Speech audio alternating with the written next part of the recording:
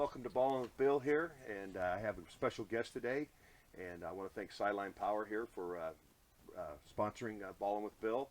It's great to have Coach here. I want to welcome here Coach Reed Manstedt from Waverly High School, and I also want to give you this mask that we're doing here, and let you know if people want to get masks, you can please go to facemaskforschools.com. But I want to give that to you for being nearby and being part of the program that you're doing with us here at facemask.com. I appreciate that, Coach. Thank you, Coach. It's Absolutely. great to have you yes, here sir. today. Thank you for having me. I know I've known you a long time, and I appreciate you being here. And I just want to talk a little bit about you. Okay, you started out, played at Wahoo, right? Yep.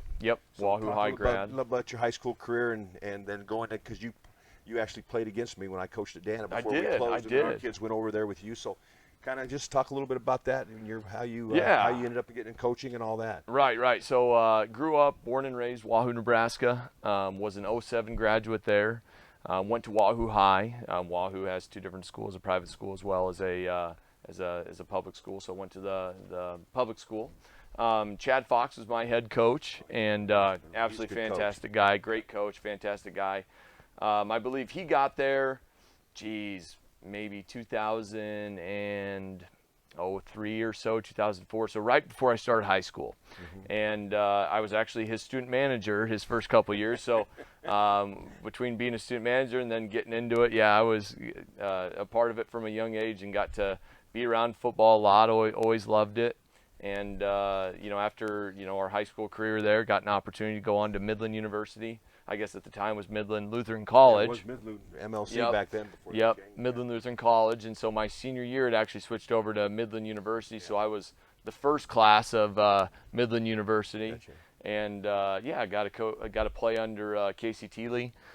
He was he was the head coach there at the time. And I knew from a young age I wanted to get into education, wanted to get into coaching. I didn't know if I wanted to stay at the high school ranks or dip my foot and try to get a graduate assistantship and maybe try college. But, understanding the time commitment at the high school level, understanding the time commitment at the college level, I didn't want to move my family around a lot, and very close with my family at home. So I wanted to stay close, and figured high school coaching was the best route to do that. So, yeah.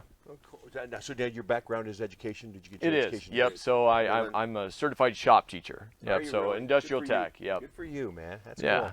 So tell me about your playing career at Midland, because that used to be our rivalry, man. Until they dropped until they closed. Right. Yeah. No, it was an amazing experience. So Coach Teeley. He's a good man. I've known Coach a long time. Absolutely. And so he, believe it or not, he came in the same year I did, and he was the head coach at Centennial my senior year in high school. And we played Centennial week 1, so you kind of got to do some evaluations through that whole process. But nonetheless, we came in together that first year at Midland, and our very first year we went 2-8. And I believe Dana got us that year and beat us. And at your place. At our place in a homecoming game, if I remember correctly. It was. Yep. And so, we got to kind of experience that whole rivalry process. But, 2-8 that first year. And, it was really, really fun to kind of be a part of the turnaround process there.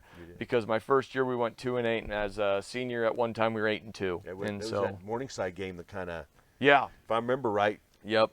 Morningside was because you guys explain, because it was you guys were heading and something happened. What happened there? Because I wasn't there, but it was kind of you guys were winning. Yeah. The year after me, Morningside beat them on a Hail Mary. That's what it was. Yep. The year we played Morningside, I think they beat us by 14 at home as well. I think it was like a 14-14 game at halftime, and then they ended up like they do with a lot of people, wore them down a little bit, and were able to pull away in the second half. But so it was the following year that the Hail Mary that you had them beaten in the Hail Mary. Yeah, the following year, my first year out, I actually went back to watch that game. So maybe I was the bad omen, I don't know, but went back to watch that game, and that was I can't even imagine what those guys felt, because I felt like I had my heart ripped out, and I wasn't even the one playing. So I remember talking to Casey after the game. He thought he had it. Right. Yeah, and it changed their whole season. Unfortunately, I It think did. they were 4-0 maybe at the time, Yeah, or they 3-0, were ranked and right. If yeah. they beat Morningside, they'd have been in the top 4, top 2 or 3. Yeah, and it changed the whole scheme there, and so that's kind of, I mean, that's football, unfortunately. Yeah. It's amazing how you can play a whole game and do everything right, and then all of a sudden one Hail Mary later, it goes that way. And it did. They had a tough one after that. They had some injuries and all kinds of stuff. Injury. They got hit by it was just kind of that bad omen. I mean, they got hit by the injury bug, and I think they had a couple players suspended, unfortunately, and next thing you know, right. I remember that, the whole season just turned around on them. So. Yeah, during the time there I was a linebacker, so got to play for a gentleman by the name of Eric Anama as well. He was the defensive coordinator. I hired him at Dana. Yeah, you hired him at Dana. So when Dana closed up, that was going into my senior year. Their coaching staff came over with when the school closed. Not only did they did Midland offer any of the Dana players to come be a part of our team. Yep, but they also offered the coaching staff to come over as well, and so. Yep. Coach Anama came over, and I learned between him and Coach Thiele getting to a lot of what we run today with Waverly's defense is based off of what I ran and learned in college. Yeah, I know I really like coaching. I thought he was a good young coach, and we hired him. Great coach. I thought he had a lot of abilities. Going to be a good coach in the future, and he's absolutely now at Lindenwood University, I think, in St. Louis. Yep, correct? that's where he's currently at. Yep. So now where did you go after that? What did you do? You graduated, you're looking for a job. What did you do? Yeah, so a gentleman by the name of Randy Shada. Randy Shada was a longtime track coach at Waverly High School. He actually helped get me a job at Lincoln Northeast as an assistant coach. And so Justin Smith was the head coach there at that time. He was only there for about 3 or 4 years, but I got him one of the years there. We went 5-4 my very first year at Lincoln Northeast. I was just wet, behind the ears, just trying to learn how to coach, and so I was an unpaid assistant, just trying to soak up as much knowledge as I could. Now, were you teaching at the time? I was not. So when I graduated from Midland University, I graduated with a business education degree. Okay. So when I graduated from Midland, I student taught business education, but I always wanted to be a shop teacher. My father, he owns a construction company, so I grew up doing that my whole life, and I didn't want to take over the family business strictly because I wanted to coach, and so knew that I wanted to still do something to do with work with my hands and whatnot, and so unfortunately Midland just didn't have that endorsement. And so when I graduated from Midland with my business education degree, I already had the teaching certificate. Right. So all I needed to go on and do was just get the endorsement in the industrial technology area. And so I actually went through UNL for a year and a half. That's how long it took me to get the endorsement. Because all the things didn't probably track correctly, right? Yep. And so a Don't year you and a love half. that? Yeah, absolutely. But you know what? It was fun because for a year and a half, I got to just kind of go to school. I didn't have to. I wasn't. As a college athlete, you're so busy. 24/7. It's 24/7, and it was. I wouldn't change it for the world, but it was kind of fun for that year and a half to get to experience what school was like and being just an athlete. Right. Or just being a student, not an athlete. And so really kind of enjoyed that. And like I said, I got to coach at Lincoln Northeast right out my first year. And then this is where it kind of comes full circle. But my second job, my first ever paid job, was under Mike Johnson, the great Mike Johnson at Waverly. He gave me my first. Yep. And so I got hired as an assistant coach at Waverly. In 2012. In 2012, I was at Waverly, and I was the linebackers coach, and I helped out with the running backs, and I absolutely fell in love with it, and coming from a kid from Wahoo, I'm used to smaller town, Class A was great, but things that took me a little bit to get used to was playing a 4:30 game at Seacrest, not in front of many people. Growing up in a small town, I'm used to where they pretty much shut the whole town and everybody goes to watch the game. And, getting an opportunity to go to then Waverly and kind of see that again, I knew that that's the level I wanted to be at. I knew I wanted to be at a Class B type level where there's just such a sense of community. Right. Every kid in the school. It was really, really fun. I fell in love with coaching immediately. And unfortunately, after that first year, they didn't have a teaching endorsement, and the bills I needed to still pay, so I needed to go on and get a teaching job with my coaching. So I went out to Crete High School, and that's how you ended up at Crete. Yep. Now you head coach there right away, or no? So I actually my first 2 years at Crete, I was a shop teacher, and I was an assistant under a gentleman by the name of Chuck McGinnis, who is, Who was a the soon principal to there be at the time? Tim Conway. Tim was a fullback when I played at UNO. Oh I used to yes, block yep. him, Tim's for a him. great guy. Good He guy. gave me my first teaching job, so think the world of that guy. And I got to learn under Chuck McGinnis, who, He's a good ball coach. in my opinion, is one of the best the state's ever seen as far as his ability to motivate kids and produce. And I know he's coached in about 6 or 7 state title games. Yes, So to he get to coach under him during that time, I learned a lot. Would be an understatement, and so really learned how to be a head coach. And I will say this, every head coach you get an opportunity to learn under. I got to coach under or learn from my college coaches, my high school coaches, and then Coach Smith at Lincoln Northeast, Coach Johnson at Waverly, and then Coach McGinnis. And along the way, you pick up little bits from all of them, and kind of help morph you into the coach you want to be. And so after 2 seasons at Midland, at Crete, I took over as head coach, and for the next 4 years I was there, and that's how I got my head coaching experience. What was that like for your experience to switch from being an assistant to a head coach when you first? Well, got I that think it honor? was more than anything taking over after a legend like Coach McGinnis was maybe a little bit tougher than anything else, but he was so supportive because he was still teaching at the time, and he really helped me those first couple years, and really was always there for any questions I had. But transitioning from an assistant coach to a head coach, obviously, you think you care as an assistant, and you do, but until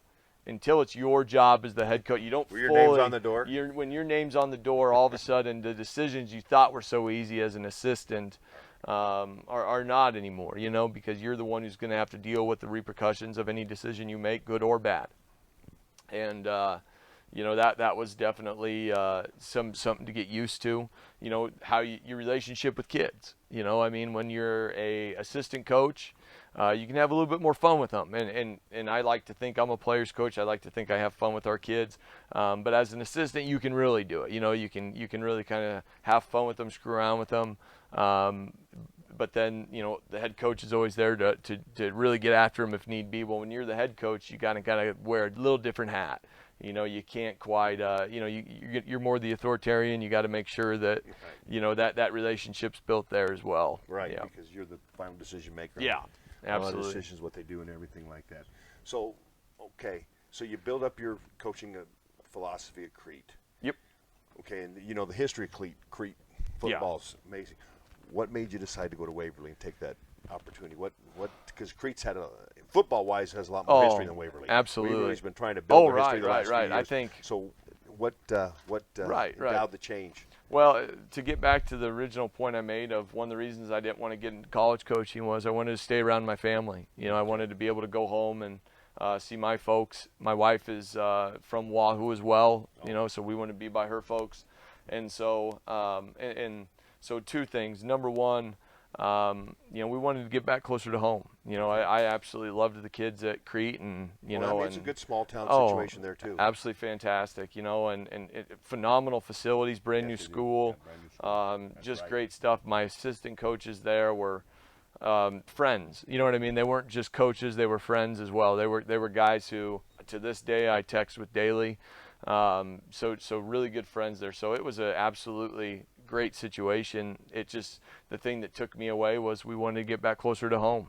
And Crete's only about an hour away from Wahoo, where Waverly is about 20. It takes me 24 minutes to get to the golf course in Wahoo. So Sound like Mar. yeah. Let's And get that so golf ball. yeah, and so we're expecting our first child this this fall. Congratulations, Thank Coach. you very much. Yep, and so having grandparents a little bit closer, Your for parents help. are in Wahoo too, right? My parents are in Wahoo, wife's are, so having those grandparents close by will be nice. And also too, like I said, there was just something about that year that I had with Coach Johnson. We went 3-6 that year, my year with Coach Johnson, and it was the most dang fun I've ever had coaching. And I fell in love with it. I fell in love with my coaching at that first year that I got to be at Waverly. That's what got me hooked. And so, I always thought if Coach Williams ever left, that would be a job I would consider, and it just kind of worked out that way. Yeah. So, Cool.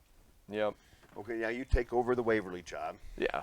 And you're the new head coach. What kind of what do I want to say? How did you put in your nuance, your type of your philosophy, how you wanted to treat the kids and all that? I mean, different, because every head coach is a little bit different. And I knew Tim. Tim was a good head coach, but great guy. It's still personality. Right. What did you put in to fit your personality and what you see the team as? Well, to start that off, a difficult part is it's not like Coach Williams left on bad terms. It's easy to take over for a coach who, maybe got ran out of town or something else, and that is not the case at all. I mean, Tim got him back in the semifinals for the first time in many years. Yeah. And so it's not like I was taking over for somebody that they wanted to change. You know what I mean? And so that was difficult. And coming in, I think you got to go about it the right way. One of the things is that I didn't want to do is come in and just could do a complete revamp of culture and say that what they were doing before was wrong. But at the same time, you have to make it your own program. You want your own culture. Right. And I can still remember it was early in the year. I had a conversation with a couple of our players who, I wanted to practice a little different on Thursday than they had in the year past. And clearly the way they were practicing before was fine, but it just wasn't how I wanted to practice on a Thursday.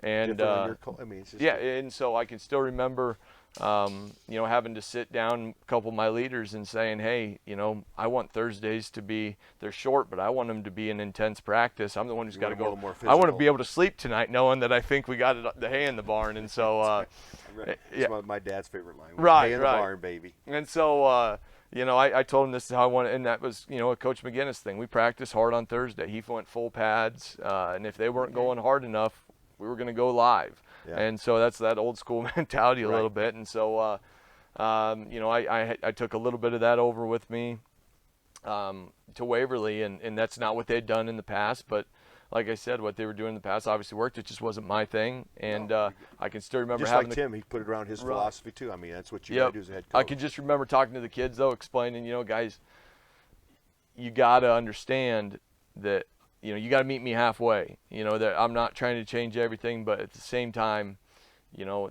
it's a little different now. And it's, this is a little different for me, but it's got to be, it's a little different for all of us. And so I think you got to go about that the right way. You got to build a relationship with the kids and get them to trust you before you can come in and change everything.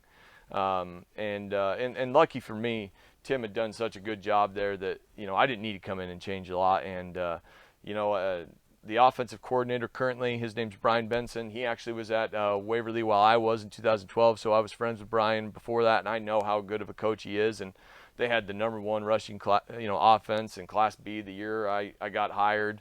And so the last thing I needed to do was come in and change all that. So there was a lot of stuff I let be, but obviously there's going to be some things you got to change because you got to make it your program. One of the best advices I ever got is don't try to be somebody you're not. That's you got to make it your own, or else it's going to come across fake. So that's right. I agree. So now, what did you offensively? Because that's kind of what Tim did. So what did you do different offensively when you came in? Or what did you keep the same? How did you adjust with the personnel and all that stuff? Yeah. So in the last couple of years there, they really went from when Tim first got hired, he brought in more of a passing style offense. They really wanted to try and go a spread. When he first came in. Right. And as time went on, they really became a very much so power team, which in my opinion in Class B you need to be, especially in Nebraska. A lot of us finally got some linemen he could do that with. Right. Yep. And so seeing what they were doing, having been a coach in Class B, I am a firm believer that you got to be able to run the football in November to win football games. And so watching them and having worked with Brian and the offensive coordinator under Tim the last couple of years and seeing that, I knew that we didn't need to change much. Now that we did bring some stuff in with me from Crete that we did, but we didn't revamp the whole system, and nor did it need to be. You know what I mean? And with what they were doing, so yeah, they were a very run-first team, and we're successful at it. And the last thing I wanted to do was touch that my first year. Now you're defense because you were an outside linebacker at Midland and Oahu. So, what defensive changes did you make? What's your kind of defensive philosophy and stuff like that? What is your belief? Yeah, so very pressure oriented. We do run a 3-4 defense. it's unorthodox in the sense of what we kind of do with how much pressure we like to bring. You know, some people like to run a 3-4, react style defense. We are very much more a 3-4 pressure defense. We run a lot of man coverage on the back end, a lot of palms coverage on the back end, which essentially becomes man coverage after the first couple, read steps. That's true. And so, that was something that they were a little bit more react style the year before. So just bringing that philosophy in and doing that. Luckily for me, they were a 3-4 defense the year before. And so we didn't have to overhaul that. We more or less just had to, I wanted to make sure we bring in the terminology that I knew, bring in the system that I knew. And go with that. But we were blessed with some really good athletes last year on both the offensive and defensive side, and made us look like we knew what we were doing there for a year. So yeah, that's good. So what on your pressure scheme? So what do you normally try to bring? Do you bring 5, 7? What is your if we bring less than 5? I mean Yeah, I better really feel like it's we got to have people back there. There might be a prevent type and thing, even then, pick your poison. You can either let them nickel or dime you, or just bring the heat and get it over with quick. Something you debate all the time in coaching meetings. Right. And I'm not. I don't believe in letting them nickel and dime you down the field. I believe in taking away the run. And I told our assistant coaches from the time I came in and explained our defense, I said, when you run what we run, which is a cover 0 pressure, we are going to be feast or famine.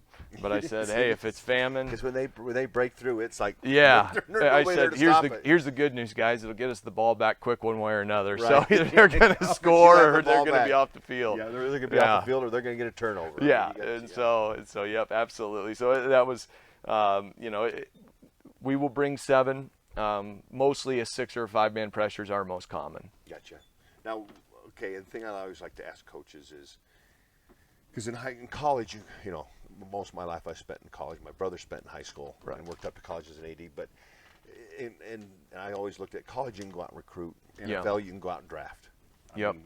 Or free agents. High school, you got to take what's born and raised and everything. So, as a coach, how do you adjust your scheme to fit your personnel? Because I know there's always nuances you have to do every year, depending on the people you have coming in. Right. One of the first things you got to do, and we had we have an assistant coach who has set this up, Matt Brewer, but you got to have a good youth program. And so in our youth program, in our youth program, they've they run a lot of our same philosophies, a lot of different stuff, but more than anything, they get kids to like football. A kid walking in your halls who could help you on the team does you no good if he's not playing. And so at a young age, good point. At a young age, we try to get kids to love football. We don't do select teams. We don't do anything. We want kids to go out, have a good experience, and to start developing. So by the time they get up into 7th and 8th grader, they're learning what Waverly football is all about, and by the time they're freshmen, they can't wait to play it. Right. And we're blessed enough this year. We got right around 100 kids out. I think 101 is our current number, which for a Class B school is huge. That's huge. Big. That's big. And that's because of the youth program. It really is. Good. I mean, we've had success, but that's because of the youth program. Our current freshmen, I think, have 35. Our 8th grade has like 40. Our 7th grade has close to 40 as well. Our senior class is our small class, and it's I think 15. Yeah. And so. Our numbers are growing, the town's growing, but also too, I still attribute that to the youth program. And so obviously, if we come in and we got a kid that can just gunsling the ball all over the place, we're gonna use that. But at the same time, we still want to be a run first team. Right. I think that's what I was going to ask you. How do you adjust your quarterback? Because every 1 year you could have 2 years you could have a quarterback that's just athletic and run all over the place. Right. Next year you could have a kid that's not as mobile but can sling it all over the place. Yeah, so. I mean, it's a prime example is going to be this upcoming season. Last year we had we had an athlete at quarterback. We didn't have like a real natural. He played wide receiver the year before, and now he's walking on at the university. Mason Neiman was our quarterback last year. He's going to the university as a safety. He's walking on there as a great athlete.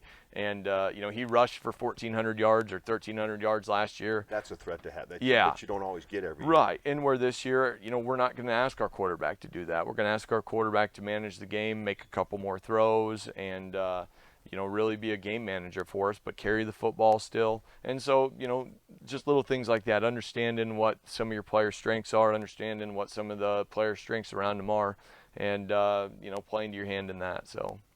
Good. Very good.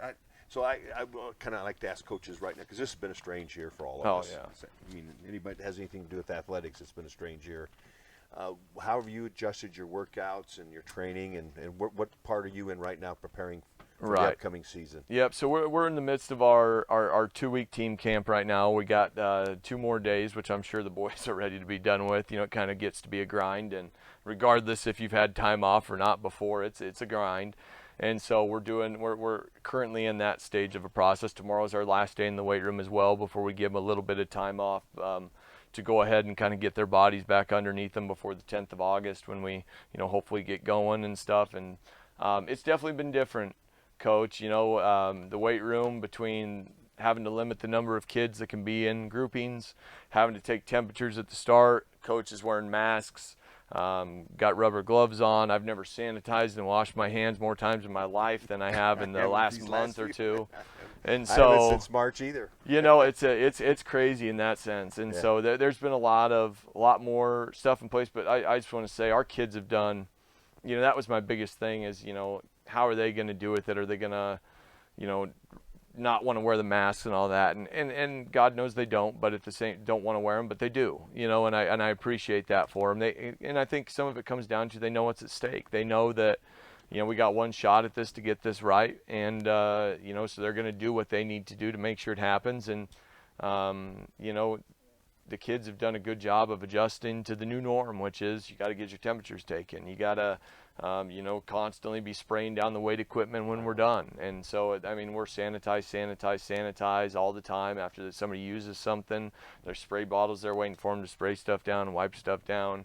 You know, we're used to having Anthony Harms. He's our strength coach, and he's done such a great job of creating That's put a lot of pressure on the strength coaches. You're on strength coach. You've really tried to clean all that stuff. Yeah, and he's done such a great job of creating a culture where it's a fun atmosphere that kids can't wait to be a part of. And unfortunately, because of restrictions with limitations and groups, we haven't been able to do that. You know, we haven't been able to get that fun atmosphere in the weight room as much this summer. And so that, you know, just different stuff like that's been different. But, you know, I'm sure when the season rolls around, there's going to be some new ones between kids having to take stuff home every night to wash, taking temperatures again. You know, who knows what the requirements are going to be for kids on the sidelines, you know, I mean, there's still a lot of what ifs. When will they let you know all that stuff? Hopefully here within the next couple of weeks, I would assume the NSA will come out and kind of give some guidance on that, but I do know that the schools will be given some guidance on that as well. So it's being a combination of Yep. Now, are you still opening September 5th, right? Yep. No, we will be August. I think it's a Thursday, so August 4th. The 10th is our first day. The 14th would be the first day of school. So August 14th, I believe, as of now, is our first day of school. Coach? So our very first football game is the last week of August, and we play the brand new school. Will be the first time they've ever played Elkhorn North. Oh, you got them. Yeah. Do you know anything about them at all? You know, and that's what's scary, Coach. I don't know anything about them. You know, usually this time of year, I've watched our opponents' film more times than I care to know. Yeah. I feel like I know some of their kids better than I know ours, and I don't know any of them yet. You know, and I did get a chance to actually. It was at the Sideline Power Clinic that I spoke at in January, February.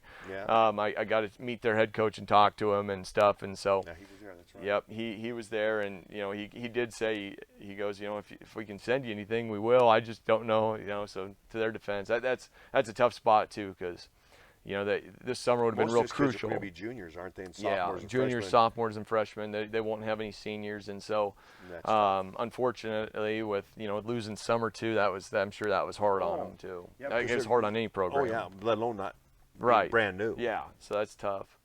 So who this year on your opponents? Who are the ones you fear the most? I know you fear everybody. Right. Well, you have sleepless nights no matter what, but who do you fear the most? Well, we got a very challenging schedule this year, and I think it starts with Omaha Skutt. You know, we play them week 2, and they're always good. Yeah. You gotta give them respect that's due. I mean, they're on a 30-some game win streak or 20-some game win streak. I don't even remember which one it is, but Yeah. I know they're on a streak, and we were a part of it now. I think we've had 5 losses in the last 2 years, and 4 of them are to those guys. So Coach Terman does just an absolutely fantastic job there. He always has those kids ready to play. And Right. so until somebody beats them, in my opinion, that's still the team to beat. I mean, you can't deny their tradition. You just got to assume they're going to reload.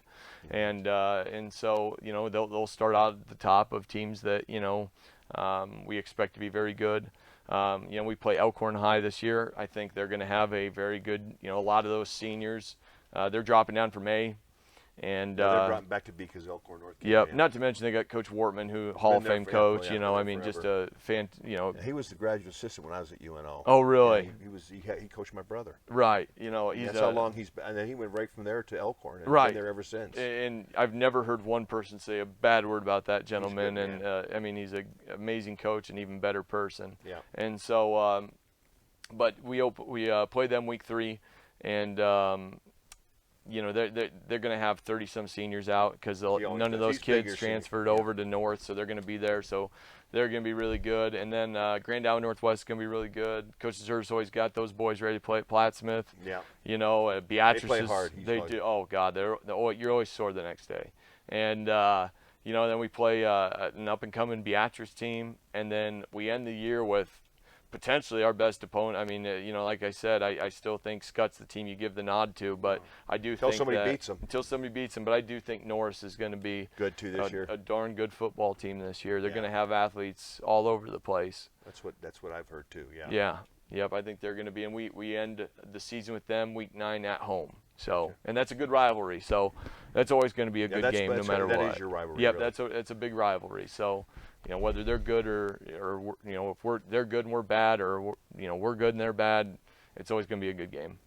All right. Before we, one thing I want to ask you before we finish up here, seniors. Any shout out to any seniors you want to give this year that you really think are going to have good years for you and have done great for the program and all that stuff like that, and maybe have a chance to play college? Right. Well, right now we got a lot of young men who are doing well. One of our young men, Evan Knoyer, just signed with Cornell University to go wrestle. And so, that deserves a shout out right there. I mean, he rushed for 20-some touchdowns for us last year, and we get him back. Zane Schwong's another young man who he's got, potential to go on and play as high as D2, I believe, and I think he's a D2 athlete as a slot receiver. He's a 1,000-yard rusher last year. He's back.